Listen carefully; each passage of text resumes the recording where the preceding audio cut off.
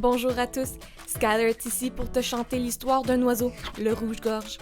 Il y a de nombreuses espèces de rouge-gorge qui vivent dans presque tous les continents, de l'Amérique à l'Europe jusqu'en Australie. Mais nous allons regarder le rouge-gorge d'Amérique. Cet oiseau est présentement dans toute l'Amérique du Nord et dans certaines parties de l'Amérique centrale. C'est en fait l'un des oiseaux chanteurs les plus connus de l'Est des États-Unis. Il vit dans les zones herbeuses ouvertes, les jardins et les bois.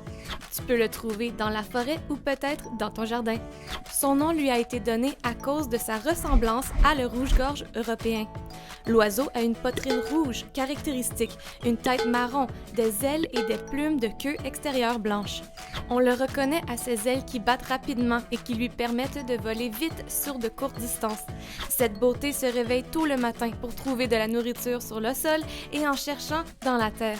Ce chanteur mange généralement des vers de terre et des baies, mais il peut aussi grignoter des insectes comme des chenilles et des sauterelles. Dans la chaîne alimentaire, ils sont en danger à cause des serpents, des faucons et des chats.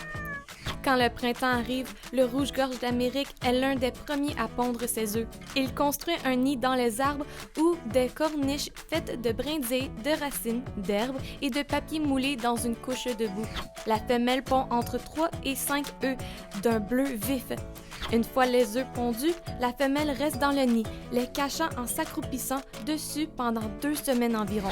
C'est le mâle qui part à la recherche de la nourriture et la rapporte pour qu'elle mange. Cette beauté a un deuxième objectif le matin. Avant et après le lever du soleil, le rouge-gorge mâle entonnera une très belle chanson caractéristique. Elle est utilisée pour proclamer son territoire et pour attirer une compagne. Il chantera toute l'année. Aimes-tu chanter?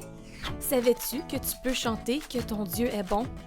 C'est ce qu'on appelle la louange. Et quand tu es heureux ou quand tu as peur, cela t'aide à te concentrer sur le fait que tu n'es pas seul, mais que Dieu, ton Papa dans le ciel et Jésus sont là avec toi. La Bible dit « Je chanterai l'Éternel tant que je vivrai ».